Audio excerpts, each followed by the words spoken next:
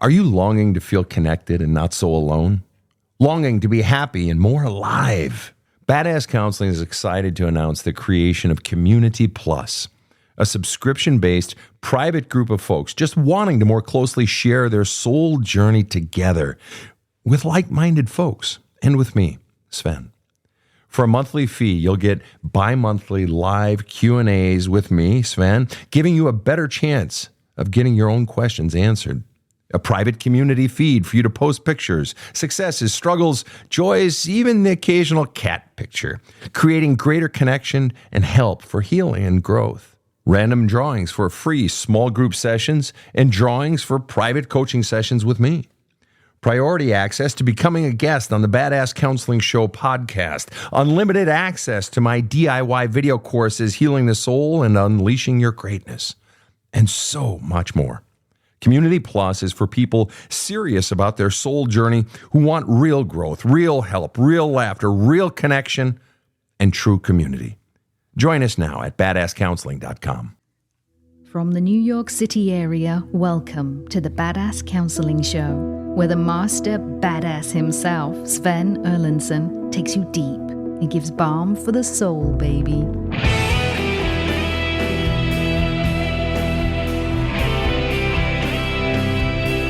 Hello, fine world. It's nice to see you today. You are all looking so very, very good. I see you washed behind your ears. That's good.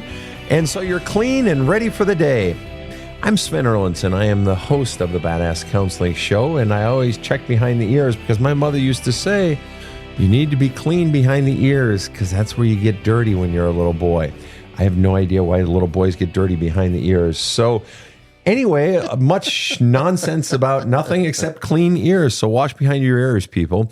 I am joined in studio by KC over in the booth and Rob the Rocket right next to me. Rob, how are you today? I'm fine. Thank you very much, Sven. Good to see you as always. You remind me of the soap wrappers when you stay in one of the Disney World hotels and it says, everybody neat and pretty, then on with the show. Oh, I love that. That's so cute. Yeah, and wash behind your ears. And too. Wash behind your ears, damn it.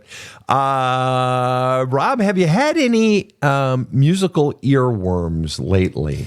No, I've been a little preoccupied. Okay. I've honestly had a difficult month, but I want no sympathy from our listeners because they have it worse. So I haven't been listening to too much. How about you? Well, I always have earworms. You actually in the last show named one of the earworms, and it wasn't a song. It was that saying in Sanskrit, Tatvamsi, wherever you are, there you are, whatever the fuck. Wherever you go, there you are. Right. Yeah, okay. And it's very deep and so forth. But as far as earworms, yeah, I had, don't it always seem to go that you don't know what you got till it's gone? Joni Mitchell, always a favorite. Joni Mitchell, damn, American icon, man. And of course, with the new Dylan movie out, being a Minnesotan, it's all wonderful. I tell you, those artists of that era is just so wow. Wow. Of course, you lived that era, Rob. Yes, I'm old enough. They say if you remember the 60s, you weren't there, but I was. All right, Rob, we've got some work to do today. We're going to be having a conversation with Dilese. Will you please tell our listeners and me about Dilese? Happy to, Sven. Dilese wrote in and said in her subject line, husband says, fuck the kids. And then she says, I'm struggling with the guilt of leaving my disabled husband. He was injured 7 years ago in a workplace accident. In order to protect myself and our daughters from his physical, mental, and emotional abuse. He blames his extreme anger on me and the accident for his abusive behaviors and tells me that it's all my fault that our daughters, ages 14 and 16, want nothing to do with him. The pain was enough that I left with the girls, but I'm stuck in the guilt of feeling like I've abandoned someone who is very not well, and I'm not honoring in sickness and in health. He tells me that I'm a piece of shit coward for choosing the kids and myself when I should be sticking by him. Help. Dilese, welcome to the show. Thank you for having me. Thank you for coming on. You're in a sticky little place there, aren't you? Yeah, it's been brutal. It's been brutal. And when did it really reach its apogee? How long has it been going on? It's been almost 8 years since he got hurt. The first few years were rough as he was going through. He had to have 6 different surgeries, had a massive infection as part of that. Really, the last, I'd say, probably 3 to 4 years have been the worst. Why? Where that's when his mental health, the psychological issues really took a toll. Wait, they really took a toll implies that's when they got really, really bad, or that's when it accumulated, or are you saying that's when the mental health issues started? Where I live, when somebody gets hurt at work, you have what's called WorkSafe, Workers' Compensation Board.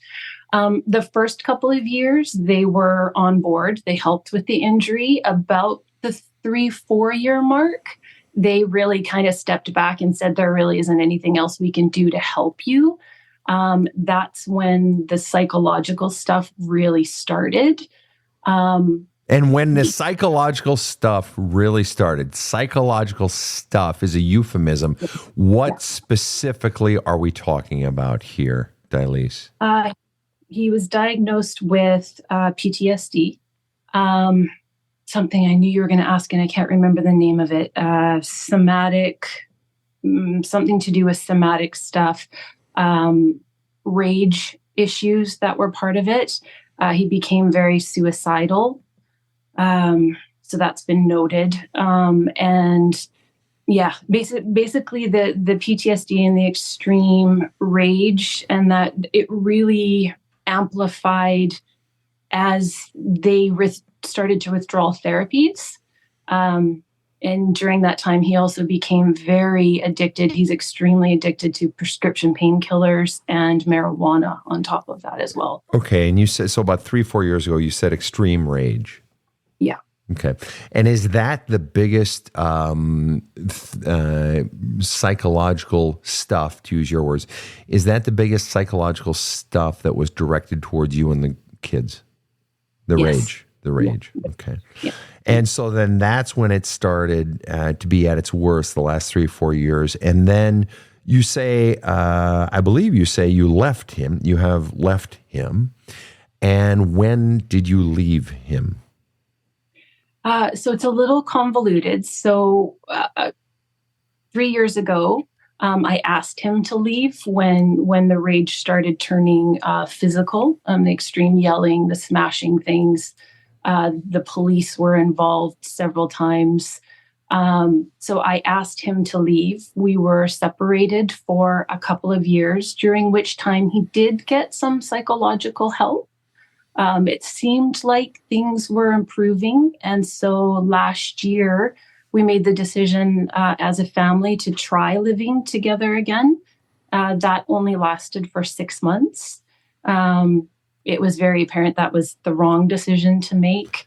And his physical violence increased during that time. And so I left with the children on December 31st of last year. So it's been almost a year now. 1 year ago, you left. And so then you and the girls have been on your own for a year. Is that correct? Yes, that's correct. First of all, I want to say on behalf of a whole lot of people who have been in similar situations, and even those that haven't, we're all sort of standing up and applauding you, Mom. We're all applauding you. The profound courage amid not just the physical abuse and the rage, but the profound courage amid, as you talk about in your write-up, the stuff going on inside of you, to do it anyway, despite the guilt. Why did you do it, Mom? Things really came to a head on Christmas Day. I knew that it was bad, like deep down in my bones. I knew that it was bad. But on Christmas Day, he had a really extreme rage episode. And that evening, after he kind of raged himself and fell asleep, both of my girls separately pulled me aside and said, "Mom, like we can't do this anymore." My youngest said to me, "Mom, like your relationship with Dad is bad." And she said, "I don't think that that's normal, and I don't think that it's right." And my oldest had a complete breakdown, and she said, "Mom, like you're being abused and you don't even know it." And the two of them together pulling me aside separately just really gave me the courage to really truly recognize how bad things had gotten. And I knew deep down I had to leave for them. Now, let's be honest, you knew that it was bad before that, because before that, you had already separated once. So you knew it was fucking bad. So it wasn't awareness of the problem, was it? That they're coming to you and saying those things didn't give you awareness of a problem. What did it give you? Did it give you permission? Did it give you, permission, clearance from them? Did it give you a swift kick in the ass that you were being belligerent or something? What precisely did it give you, them saying that to you? A little bit of all of the above. I think the biggest thing that it was for me was the permission, because I kept telling myself that there was a reason for it. Like I kept excusing the behavior because of, the disabilities and the mental health. And let me ask you this. Okay, so you kept making excuses for it. Let me ask you, what was the fear driving the behavior that caused you to keep making excuses? What really was the fear driving you underneath it all? If there was a fear, what was it? That if I left him, it would be abandoning him, and what he was telling me would be true. And what was he telling you in one sentence or less? That I'm a piece of shit coward. That I'm a piece of shit that is not honoring my marriage vows. That's a lot. So he had you, with his words, all fucking spun around, didn't he? Still, yeah. Still, okay. All right, that good. Okay, I mean, not good, but it's good that you can articulate. And so when you say still, what ultimately, in one sentence or less, are you most spun around and upside down about still? If I really, truly leave him and walk away, that I am abandoning him, that I'm leaving someone who is so desperately unwell, and that makes me a bad person for doing it.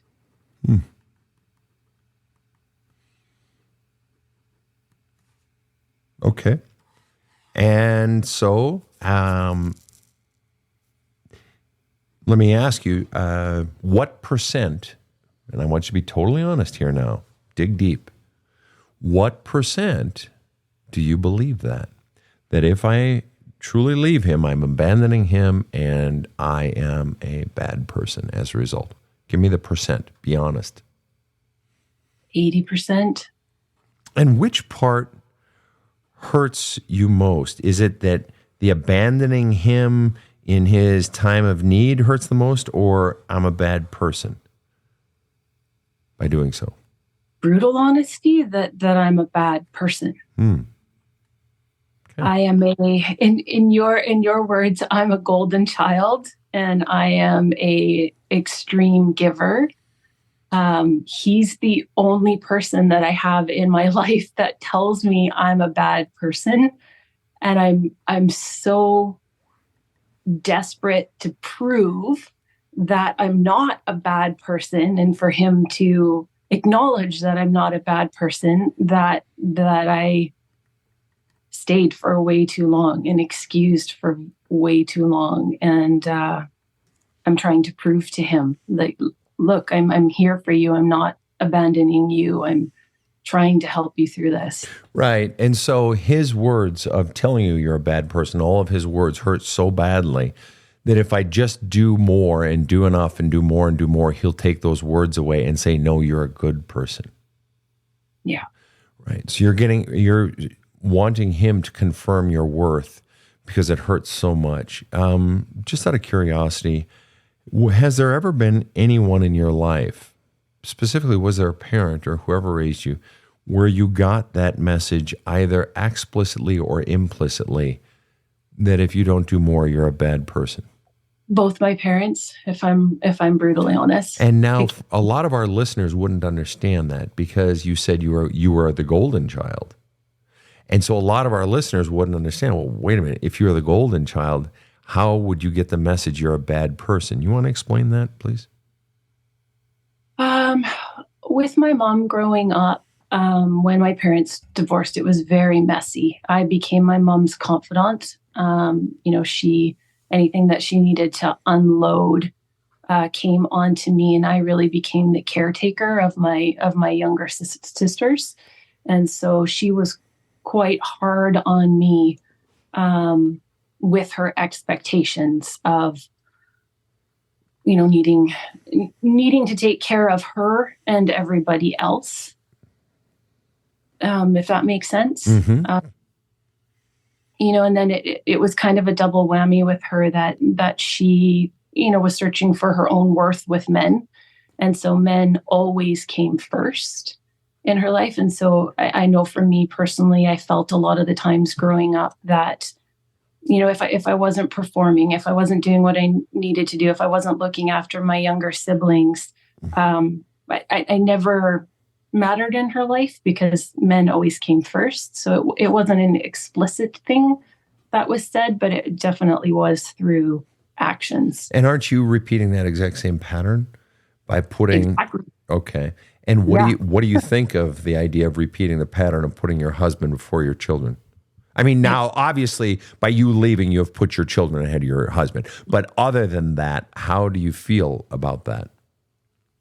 When that realization hit me, I was fucking gutted. I'll bet you were.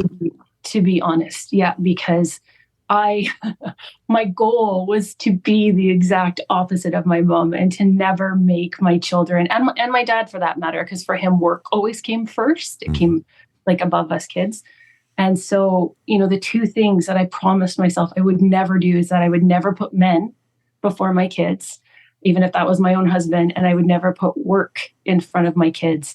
And I've done both of those things. Mm-hmm. My kids are old enough now that they can articulate that to me. And that's only, happened in this last year of us being on our own. But yeah, the realization of that completely crushed me. And I feel like a fucking failure. Right. But then what do you do with the new information?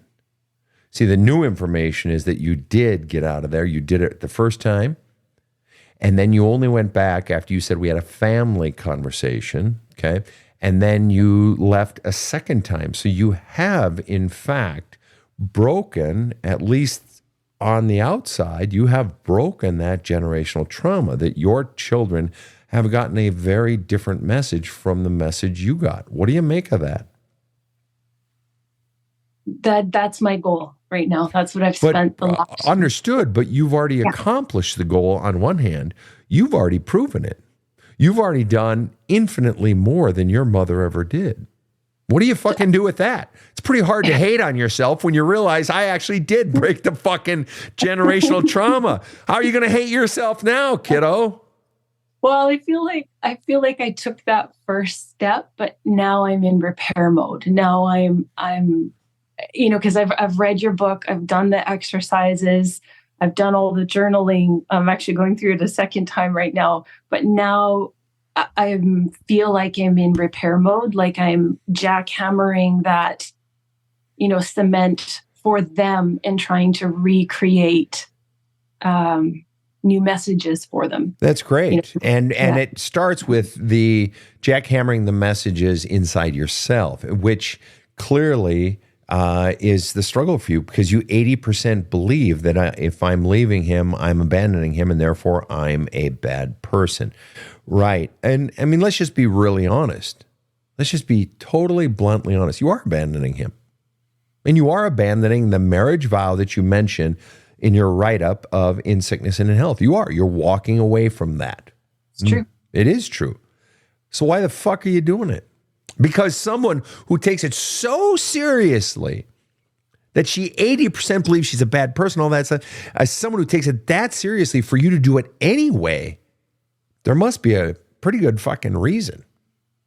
So why are you doing it? 2 teenage girls. Oh, no shit. Yeah. No shit. So in other words, what I am talking to then, because it sure sounds from where I'm sitting, that I'm talking to a mother who has her head screwed on right. That's how it sounds to me. And I don't think it's any grand leap for me to say that all of our listeners listening in around the world are thinking the exact same fucking thing. I don't know how to believe that though, Sven. I don't know how to reconcile that. Right, right. And yet, isn't it interesting you did it anyway? So at the very least, from the perspective of the child, who gives a shit? Your child, you know what? All I know is my fucking mom protected me. That's all I fucking know. And she had her own shit and her own pain, and which makes it doubly more impressive that she fucking did it. My mom protected me. Do you know how many fucking people I get on this show? Do you know how many fucking people I counsel who would have killed for a father who protected them, would have killed for a mother who fucking protected him, and you fucking did it. And you're doing it every day that your heart wants to go back, and you don't. See, it's not a once and for all decision, is it? That's what you're struggling with. You wish it were a once and for all decision. No, man.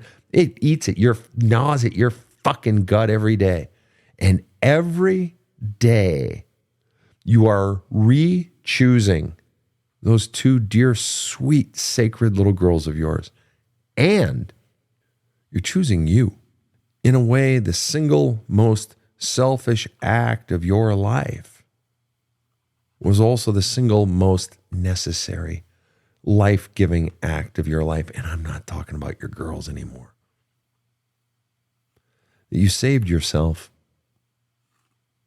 Yeah, it came in the form of doing it for your daughters, but somewhere in you, your soul said, your soul had been screaming to you for 8 years, and especially 3 to 4 years, your soul has been screaming to you, this is not who we are.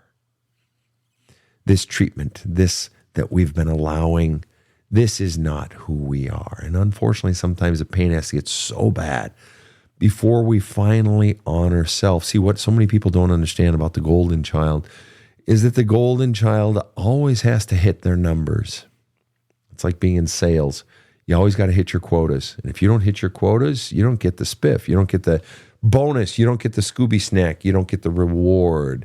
In fact, you get disappointment. And in your mother's case, you know, you got that all these expectations, and you were supposed to be the caretaker for your sisters and the confidant for mom.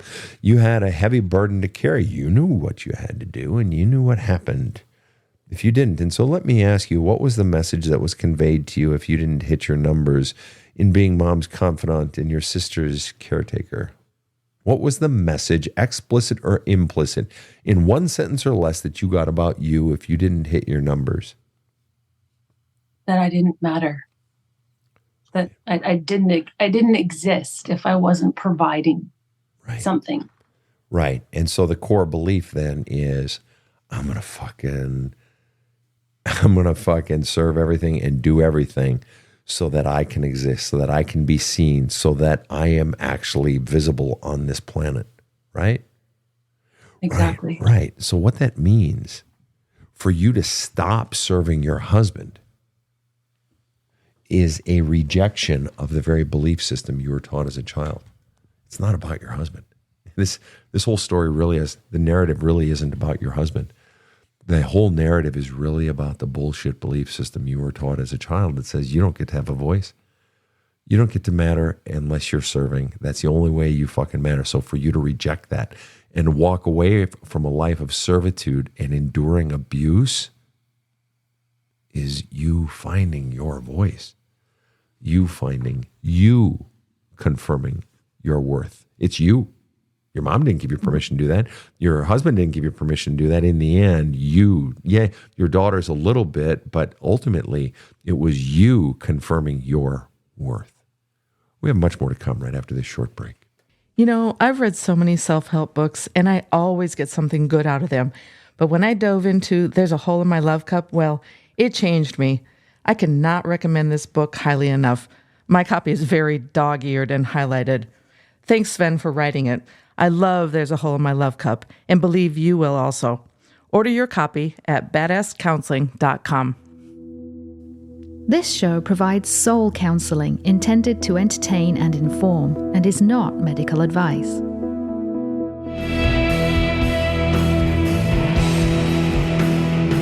Now, back to the badass. We are back with Dilese, who writes, he tells me I'm a piece of shit coward for choosing the kids and myself when I should be sticking by him. And you wrote in the subject line, husband says, fuck the kids. Now, let me ask you. If you were listening to the Badass Counseling Show and there were a man on the show telling us about his wife, and the wife says, our little kids are shits. Fuck these little kids. You should be giving more. You should be working harder. And you should be giving more to me. And the husband feels bad. But she's saying, to hell with those little kids. Fuck them. You're a bad husband if you don't do more for me. What would you think of that man's wife? A serious bitch. Right. That she's a bitch. Right. Because I'm reading the write-up and I'm reading about your husband saying, fuck the kids. Who the fuck says that about their own children? And who says you're a piece of shit coward for choosing the kids and yourself when you should be sticking to him? I tell you, most of my listeners, me, probably all of my listeners, my studio team, my, junior assistant here on the team, we're all saying, what a fucking tool bag he is. What a fucking loser. Who the fuck says that to their wife? Who the fuck says that to their kids and about their kids? Blames you for his anger. What a pussy. What a fucking little child. And yet that little child has been controlling you and making you believe it. I'm telling you, you are taking marching orders from a fucking tool, an absolute small man, not even a man. And just what a piece of shit. I mean, seriously, this is just garbage. It's garbage. Yeah. But I understand you feeling like you're a bad person. Isn't it interesting that even you can see, I think you can see, especially when I tell you, about the man on the show and his wife and so forth, and you're like, she's a bitch. And we're saying, yeah, and your husband's a fucking dick. He's a fucking wad, and you see it. I know you see it. And yet, isn't it interesting that 80% you feel bad, like you're a bad person for abandoning him? And let me ask you, we've already established that it was the right thing for the girls. We've already established that. We know that. And I know you know that. You're not dumb. And we already know that your husband thinks that, it's the best for him if you stay. But let me ask you this. What's the best for Dilese? To be brutally honest, Sven, I honestly, at this point, I don't know. I'm stuck in this really warped, I'm going to call it a gray area, because on the surface, what you just said is very true. But the gray area that I'm stuck in is, if this was pre-injury, that's not who he was. That's not how he was before the injury and the psychological stuff. Right. And so I'm in this shitty gray area because I'm like, that's not who he was. And is this who he is now? Or is it the drugs? Is it the addiction? Is it the injury that's causing him to say all of this shit that all of us agree is like, this is bullshit. You shouldn't ever say stuff like that. But when somebody's been injured and they're mentally messed up, I'm stuck in this gray area.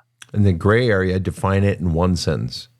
I don't know what is how he is now. Like, is what he thinks right now, is that permanent, or is it the addiction and the psychological issues? All right. And so my gray area is the not knowing. If this was a regular, like, abusive man, I wouldn't have a gray area. I would be like, it's done, it's over with, I'm moving on with my life. But because of the injury, I feel like I'm stuck. Okay. Then that's totally fair. That makes total sense. You don't know sort of, well, what's the truth here? Is this him? Is this permanent? Blah, blah, blah. Totally understandable. Totally understandable. How long has he been verbally and emotionally abusive and physically abusive? How long? That'd be the last 3 years. 3 years. Okay. Yeah. So you have a 3-year pattern of behavior. But I thought you said, by the way, 3 to 4 years ago, you asked him to leave. Yeah. Okay. How long had it been going on before you asked him to leave? I'm guessing it didn't just happen one day and you said, okay, you got to leave now. No. It had already been going on. So how long had it been going on prior to you asking him to leave? So it's after the injury. The first couple of years were all surgeries and infection and stuff. Mm-hmm. Once that was taken care of and it really truly became evident that he was permanently disabled and would no longer be able to go back to his career, then the verbal started. Okay. Then when? Give me a year. That was around, because this is an 8-year period. So that was about the 3-year mark. 3 years in. 3 years in. Yeah, so if it has been 8 years, that means in roughly 16, the stuff happened. 2016, 7, okay. And then 17, okay. So then in 2020, the verbal abuse starts. Is that right? Yeah. Okay. Yeah. So that's 2020. Are we talking like January 2020? Are we talking September 2020? Where was it with regard to COVID? Because COVID started in 2020. Oh, see, COVID was hard because I worked in healthcare, so I was gone a lot. Understood. When did the verbal shit start?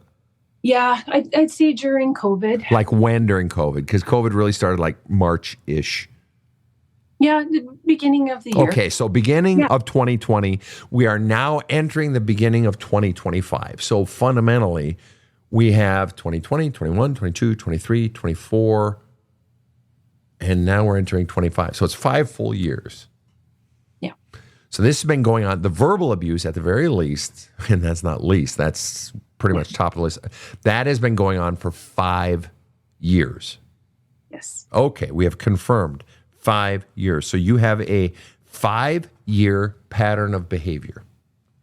Correct. In addition, and that's the verbal, in addition, you have emotional and physical abuse. He's a physically scary man and what you described as extreme rage. Okay. Yes. Then, and what you're wanting, you're in a gray area and you're wanting certainty. Because if I had certainty, then I could know, should I stay or should I go? Okay. Right. And so let me ask you then, what number of years would you need for it to be definitive? Before you could leave and say, no, what, this is permanent, it is. How many years would you need in order for you to like know definitively? Would 10 feel good, or it's like, nah, I need a bit more? So like, would 15 really be your number? Or what's your number where if it were that number of years, then it'd be like, okay, now I can give myself permission to leave in good conscience. What's your number? It's not years. Okay, what is it? It's not a timeline. Okay. It's if he gets sober, gets off all the drugs, and then does the psychological therapy. Okay. That's what I'm waiting for. But if he doesn't, because he's not doing those, is he?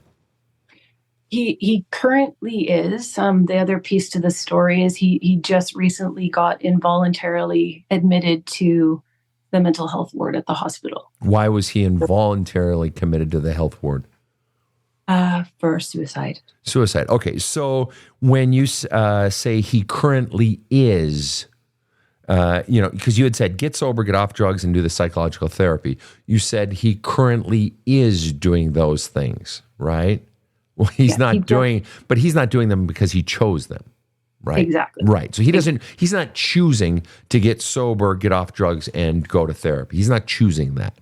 He's choosing to quit life and quit his responsibilities, specifically to his own daughters. Yeah. Right. So he clearly has no interest in sobriety, getting off drugs, and psychological therapy. He's being forced to do some of that right now because he's hospitalized presently. Is that correct? Correct, yeah. And when was the last suicide attempt for which he was hospitalized? That was just on Thursday, so not quite a week ago. Oh, my. Okay, but you wrote into our show before Thursday. Oh, yeah, I wrote in quite a while ago. Okay, so. and so where were you in terms of this idea of him getting sober, getting off drugs, and going to psychotherapy or psychological therapy? Where were you with regard to that when you wrote into the show? That was what I wanted. That was what you wanted, and you hoped, but it wasn't happening. No, it wasn't happening at that time. And so I guess back to my original question, how long would it have to go on of him not getting sober, not getting off drugs, and not going through psychological therapy? How long would that have to last of him not doing it before you believed that this is permanent and he's not going to do it? How long would it take? It's been 5 years. How many years of him not doing would it take before you believed he's not going to change? Well, that would be now. Like if he was to say to me, No. Let's not assume that he's going to say, listen, hey, honey, I'm not going to get sober. I'm not going to get off drugs, and I'm not going to go to psychological therapy. He's not going to. I mean, has he actually said those things to you? He said he wants all of that. He doesn't want to. Right. Yeah. He says. Yeah. Okay. But the point is, it's not right now, because if it were right now, you would have left in your own head. You would be okay leaving.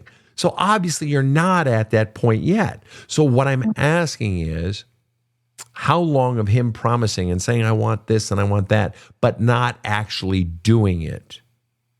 How long would the pattern have to be of him not getting sober, not getting therapy, and not getting off drugs? How long would that have to go on before you finally could walk away with a clean conscience? That's fair. Because you got 5 years now. How many more years would you need? Like 5 more? Put it at 10 or 20? If you were 20 years, then I could finally leave in good conscience. What are we talking about? How many years more would you need before you really believe, fuck, this is permanent? You know what, Sven? I honestly don't know Spitball. how to answer. You can change your mind tomorrow. You can change your mind in 4 minutes if you want.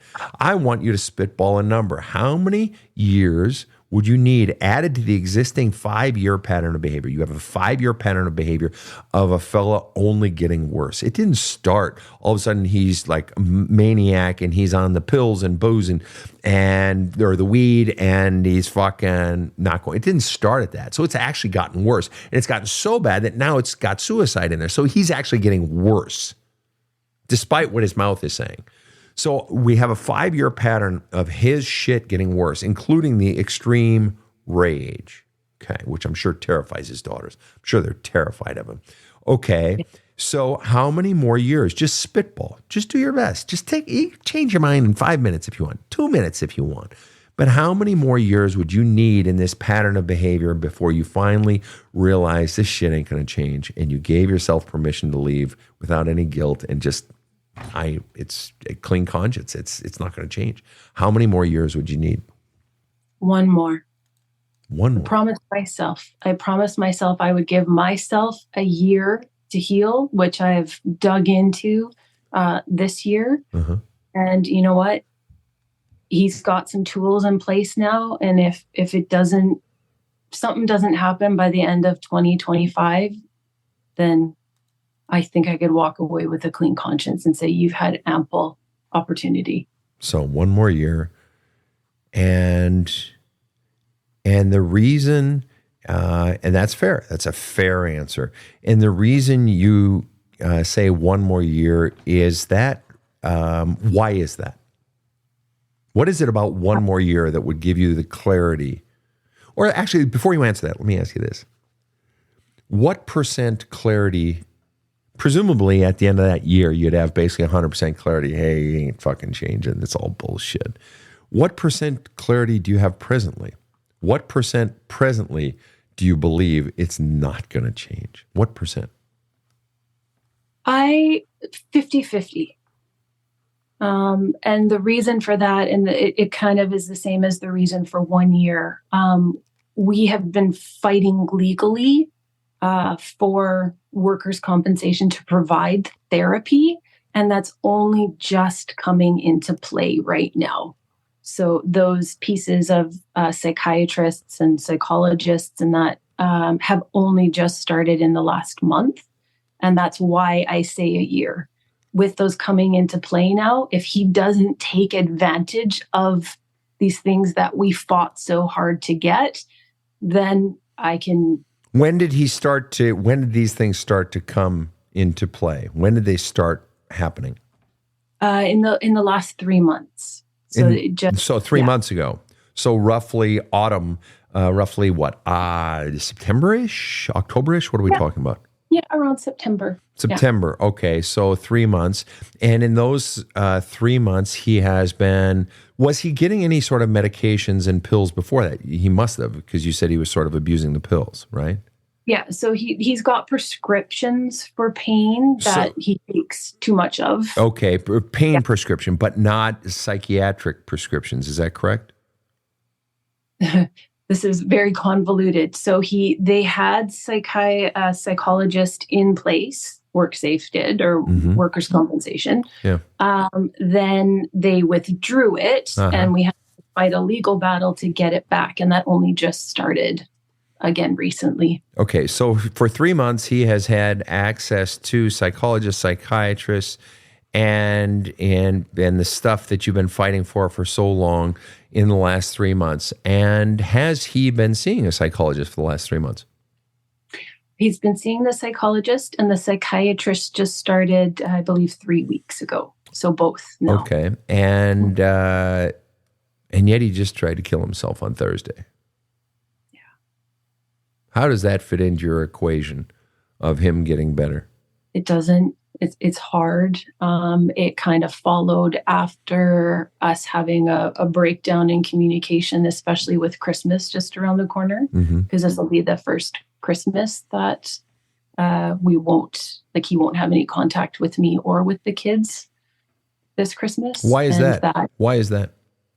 Because the three of us don't feel safe, and we don't feel that he's been under therapy or under care long enough. Okay, so you're in a holding pattern with him that I don't want you near us, but I'm going to leave my heart open that if you fix it up in the next year, potentially we can talk about, getting back together. Is that what you're saying? Yes. Okay. And how much interaction do you have with him on a day-to-day or a weekly basis? Day-to-day, we text a few times during the day, and if things are going well, we might talk on the phone. Okay. In this idea of leaving your husband, you said, in a year I could have 100% clarity, but right now I only have 50% clarity. I want to know this. What percent of you, if you were to be totally honest, wants to leave your husband? 70%. And if you were fudging that number, if that number weren't quite accurate, if there were a more accurate number, what would the more accurate number be if there were one? Maybe as high as 80%. So potentially 80% you want to leave. We know for sure 70%. And so then let me ask you this. What percent of you not leaving is fear-driven? Probably 80%. And if that number weren't quite fully accurate, what would a more accurate number be? Fear-driven? Probably 90%. Right. And if you were to put into words, in one sentence, the fear that keeps you in a situation that you 80% want to leave, this overwhelming 90% fear, put the fear into one sentence. that he'll get better and I'll be on my own. Like he'll get better and he'll move on and won't want me back. He'll get better and won't want me back. And if he got better and didn't want you back, then what? What would happen inside of you? Why is that so scary? Help me understand that. What if he gets better and doesn't want me? What would you feel inside of you? That everything that he said was right because I'm not a good person, that I'm not, essentially that at the end of the day, like that the things that he says would be true. So it's not even him getting better and wanting you back. It's what happens next. That if he did want you back, he'd basically be saying, see, I got better and you didn't believe in me and you didn't wait around. You're a bad person. So what is keeping you stuck in a situation that you 80% want to get out of permanently?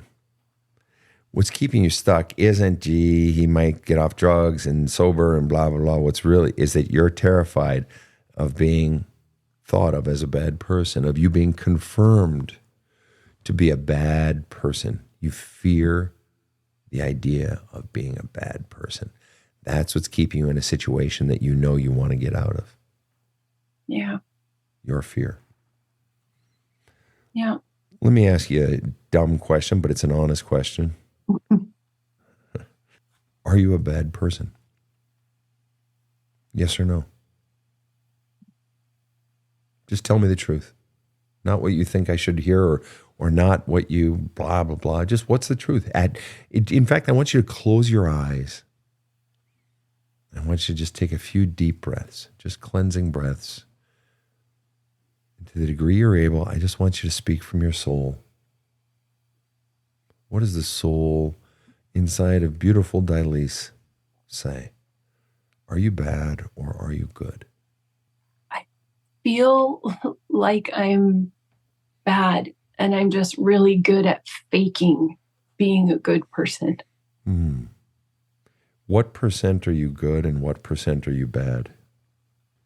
I feel like I'm 80% a bad person.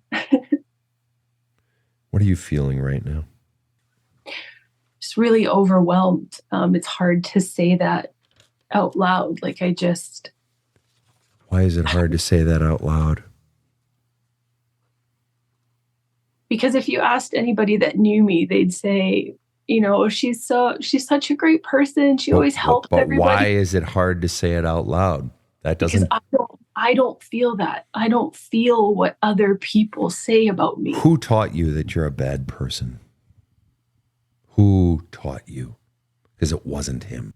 His words resonate so deeply because they are playing a tune that has been playing on infinite loop inside of your head and chest and gut your whole life. Who taught you that you are bad? I'd say it's a combination of my parents and a few other adult family members in my life. Okay. And the adult family members are there, but you lived under the same roof as mom and dad. Is that correct? Separately. They were divorced. Gotcha. Yeah. Yeah. So then the other adults were step parents? And it was actually grandparents. Grandparents. So you even had grandparents. So you had parents and grandparents who confirmed the message, you're bad. Is that correct? Yes. Wow. What a groovy family you come from. And so who's at the top of the food chain? Who more than anyone else in your entire life taught you that you are a bad person? Before your book, I would have said my mom. I would have put all blame on her. After your book and doing the exercises, I think it's pretty 50-50 between my mom and my dad. And yet, if I didn't let you answer 50-50, and you had to pick one more than the other, who is it? It'd be mom. Mom. Yeah. So your mom taught you that you are bad. Your real problem isn't about your husband. Your real problem is about the message you got from mom and dad. Let me ask you this. For you personally, who committed the greater crime? Mom teaching you you're bad or dad not protecting you from your mom? Mom. And what do you feel towards your mom for teaching you, a small girl, she's a bad person? No, don't answer that question. Do your daughters believe that they are bad? What has your husband taught them? Yeah, they do. They do. Yeah. What is the earliest, what was the age that your now 14-year-old first began believing that she was bad? Let's see, if she's 14. And this stuff started 8 years ago, or especially 5 years ago. What was the age when your sweet little 14-year-old girl started believing she was bad? Probably around the 4-year-old. 4 years old? Yeah. 4 years old. Well, that's long before. Well, don't don't quote my math. Well, that's So that's almost 10 8 years ago. No, 8 years ago she would have been 6. Sorry. Yes, my bad. Please, my math skills. That's okay. We nailed it. 6. So 6. When your daughter was 6 years old, she was already believing that she was bad. Let me tell you, or let me ask you, what kind of fucking shitty little girl was she to justify her believing she was bad? She must have been a real awful, stinking person. No, not at all. Then why did she believe she was bad? Well, because she was getting, the rage from dad, which I know she internalized, and then me not protecting. So you're telling me then that your daughter at 8 years old believing that she stinks and she's no good and she's a loser and she's bad, her believing that was not because of who she was? No, not at all. Well, then what makes you so fucking special? What makes you so fucking special that you think you are so bad? What makes you so fucking special that your daughter, no, she's not bad, but you were. You're different. I want to know. Illuminate me. Tell me what was so shitty about 8-year-old you. Tell me right now. I would love to know how disgusting 8-year-old Dilese was. Tell me, please. Yeah. No, I understand what you're saying. What do you understand? Put it into a sentence so that I know what it is you claim to understand. But there's nothing that I could have done. Fucking A right. Time, just like my girls, there's nothing that they did or could have But then done. what does that mean about your mother? If there was nothing you could have done that would justify you believing that you were a sweet, beautiful, wonderful, rambunctious, playful, snotty, cranky, laughter-filled little girl. If you were just a wonderful little girl, then what does it mean? Then if you got the message you were bad, then what does that mean? If you weren't actually bad, what does that mean? She didn't do her job. Sure. She didn't do her job. Let me ask you this.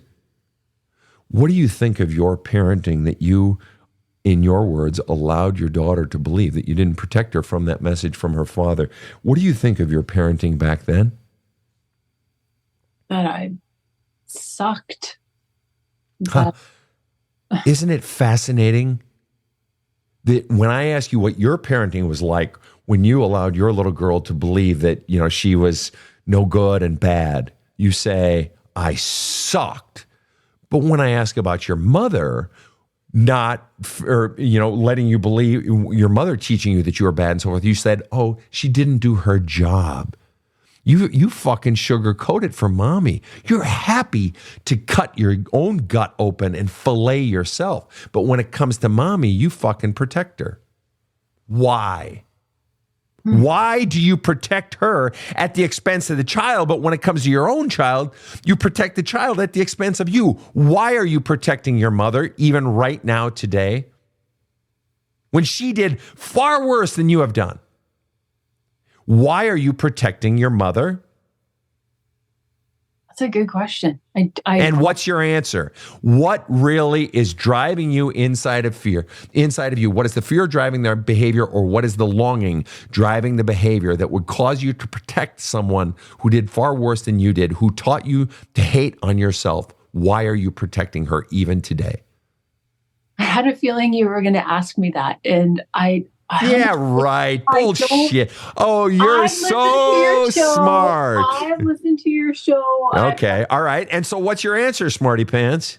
You know what, Sven? Why are you protecting your mother? What do you fear if you don't? I don't have any feelings toward my mom. I'm not asking you feelings. I'm asking you why, without even thinking about it, you said, oh, she didn't do her job. But I sucked as a mom when I did it. Why are it's not even that you thought about it or felt it. You're just automatically programmed to not call her on her shit, to not name what a shitbag parent she was. Mm-hmm. But you're very quick and effortless in the naming of how bad you are. You've been so conditioned that you don't even see it. It's just a reflex for you to protect your mom. What do you think of that? That gave me goosebumps. I've never thought of it that way before. And what were the goosebumps? Goosebumps, first of all, are an involuntary bodily response. In other words, you didn't say, I'm going to have goosebumps now. It's like when I spit, if I'm working out and I spit, that's a voluntary response. I'm choosing to spit. Goosebumps were involuntary. That means something happened inside of you that caused a physical response. What happened inside of you? What are you feeling, or what really is the realization? When you said the words like you've been conditioned to do that, it made my arm hair stand up, and it just really hit a nerve, and I've never ever thought of it that way before. And why do you think it hit a nerve? What does that mean that you've been conditioned to do this? Why is that so powerful?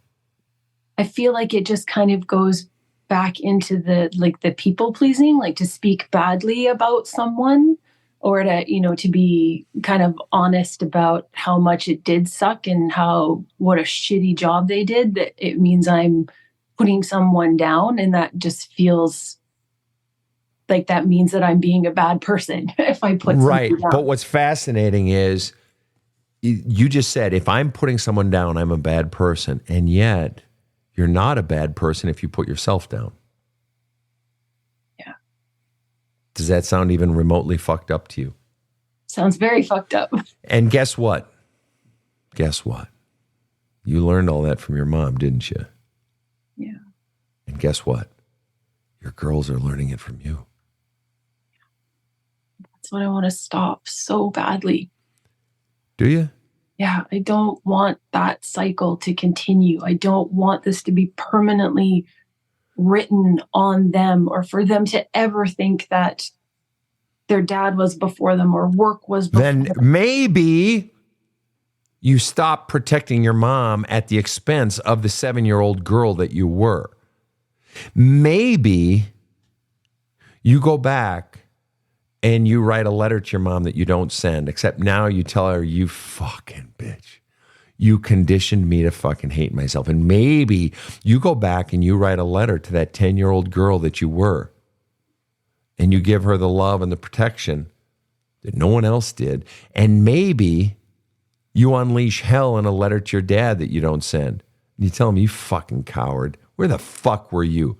And maybe you unleash hell and hatred in a vile, disgusting letter to your grandparents. Tell them, what the fuck? You couldn't fucking protect me? Really? Let me ask you, have you written any of these letters? To my mom, yes. And what do you think was missing from that letter most of all? The real, true venom. And why did you hold back the true venom? Is it because you didn't know, or is it because you didn't want to say? A little bit of both. Which was it more? Didn't want to say. Exactly. And why do you fear saying it? Is it because if I say it, I'm a bad person? Yeah. And if I hurt her, I'm a bad person. That's right. Even though she will never read the fucking letter. Right. Therefore, it's illogical. But the bottom line is, isn't it fascinating how she conditioned you to protect her at the expense of yourself? She conditioned you to not only protect her, but to devalue yourself as well, to put yourself down. She conditioned you that any time you start standing up for yourself and realizing your truth, oh, you're a bad person. It's like there was some override switch that you can never really look at the truth, because if you do, then you're bad because you're making her look bad. She conditioned you to protect her and to destroy yourself. And the conditioning was bullshit from the very beginning. Yeah. Right. You've taken your eye off the ball. And what I mean is, the problem in all of this isn't your husband. I mean, yeah, he's the fucking problem, don't get me wrong. But the real issue that keeps you stuck with your husband is that you're conditioned that you're supposed to stay, that you're supposed to serve anyone. And the only way you have any worth is taking care of people who treat you poorly and reject you and tear you down. And that fundamentally you have no worth, but it was a lie to begin with. Because if you say that you don't have worth, if you say that you are, 80% a bad person, then you have to say that your shitty little 14-year-old daughter is a bad person too. Because neither one of you committed any crimes, or both of you committed the same crimes, or whatever. But you can't simultaneously denounce yourself and say how wonderful she is, because you were that same wonderful little girl. And won't it break your fucking heart if your daughter is 20 or 30 or 40 and she still believes that she's a bad person? Yeah, well, our hearts are breaking that you're the age you are now and you believe you're a bad person when we all know it was a lie to begin with. She conditioned you to hate yourself. And that's what's keeping you stuck in this marriage to your husband. And when you admit 80%, I want to get the fuck out, I'm just afraid. All right. Will you stick around for a couple minutes after the show? For sure. Thank you. All right. I want to thank you for coming on to the show. Rob, any final words, thoughts? I'm sort of grieving for the situation. What? It's very difficult to hear, and I understand it. And you are excellent in explaining it, but then our friend Dilese still has to internalize it and decide where to go from there. This is not black and white. As she said, it's a gray area, but there's a way to make it much more black and white, and I think that's where she has to go. What do you think the most, Rob, what do you think the most black and white about the whole equation? Mom, husband, kids, Dilese herself. What is the most clear thing in all of this as you see it? That she knows what she wants to do 80%, and now she sees why that 20% is missing, and so you have to get comfortable with that. And why is the 20% missing? Because of the influence of what happened to her when she was a child. Right, and all the fear that I'm a bad person now. Right. Yeah. Well said, Rob, well said. Well, thank you, everyone, for tuning in to this. We encourage you to stay after for the overtime. And to all of our listeners around the world, another great episode. Deep, deep shit. God, this is awesome. I love my work. On behalf of my team here, have a kick-ass day. The Badass Counseling Show is strictly copyrighted. No copies may be made without the express written consent of the Badass Counseling Show, LLC. The Badass Counseling Show is produced by Karen Camparelli and Robert H. Friedman. Executive producer Sven Erlandson.